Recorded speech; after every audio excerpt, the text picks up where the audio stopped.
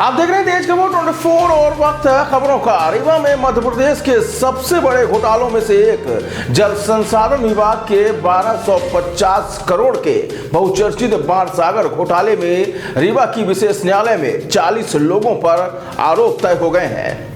आपको बता दें कि जिन आरोपियों पर यह घोटाले से संबंधित आरोप तय हुए हैं उनके खिलाफ ट्रायल भी शुरू कर दिया गया है। बता दें कि इस मामले को लेकर कोर्ट में अब गवाहियां भी होंगी, जिसके लिए 9 मार्च की अगली तारीख भी तय कर दी गई है।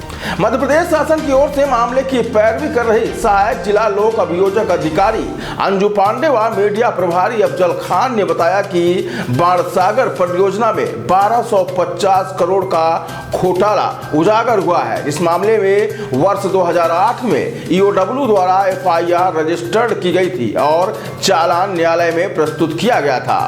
मामले में न्यायालय ने मध्य प्रदेश के बहुचर्चित घोटालों में से एक बाणसागर घोटाले पर लोक अभियोजक द्वारा प्रस्तुत किए गए साक्ष्यों और तर्कों के आधार पर 40 आरोपियों पर आरोप तय किया है, जिसका ट्रायल भी शुरू कर दिया गया। लोक अभियोजक के मुताबिक मामले में 3 तत्कालीन मुख्य अभियंता समेत 12 लोक सेवकों व 28 सप्लायरों व फर्म के संचालकों पर आरोप तय हुआ है।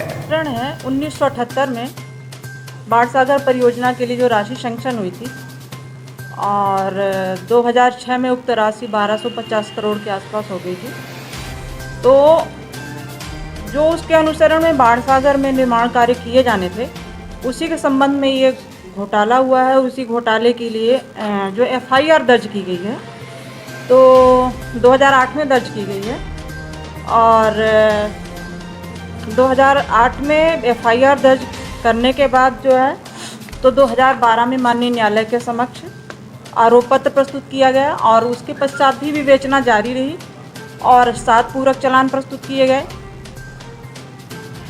आरोपीगणों के विरुद्ध जो चालान प्रस्तुत किए गए थे तो एक मुख्य चालान और पूरक चालान मिला के जो है तो करीब 46 आरोपी हो गए थे और कुछ आरोपियों का नाम दोबारा आया था, जिस वजह से उनकी संख्या बढ़ गई थी और जब माननीय न्यायालय द्वारा आरोप लगाया गया तो 40 आरोपी हुए।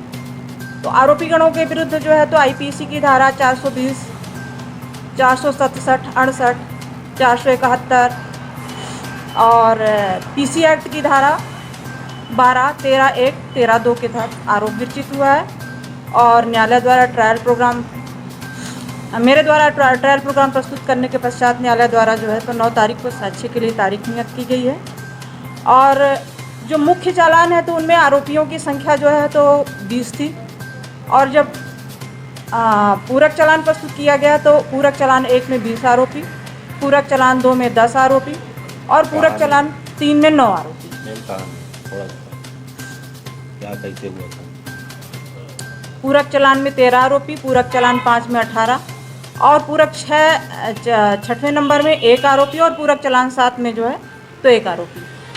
न्यायालय ने आरोप तय किए हैं, इसमें आरोपी कौन हैं? और आरोपी इसमें 12 लोक सेवक हैं जिनके विरुद्ध चार्ज न्यायालय ने फ्रेम किए हैं और उसके बाद जो आरोपी बचते हैं तो वो प्राइवेट हैं, लोक सेवक नहीं हैं। उनमें से कुछ सप्लायर्स हैं और कुछ जो हैं तो जिनसे सामग्री क्रय की गई है वो हैं, कुछ के दस्तावेज।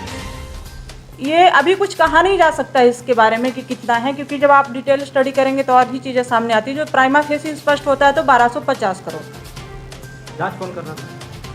इसमें इन्वेस्टिगेटिंग ऑफिसर कई थे, 10 थे करीब, लेकिन जो ओवरऑल विवेचना की थी तो एसएस शुक्ला साहब ने की थी, जो कि इस समय पुलिस उपाधीक्षक जबलपुर ईओडब्ल्यू। मैडम, आरोपी जो है तो कुछ कार्यरत हैं, कुछ रिटायर भी हो गए हैं? नहीं, कुछ कार्यरत हैं और कुछ रिटायर हो गए हैं। जो कार्यरत हैं उनके विरुद्ध अभियोजन सैंक्शन हुआ है और उसके पश्चात जो है तो आरोप विरचित हुआ है। मैम, नाम बताइए। नाम अंजू पांडे, विशेष लोक अभियोजक ईओडब्ल्यू, सहायक जिला अभियोजन अधिकारी रीवा।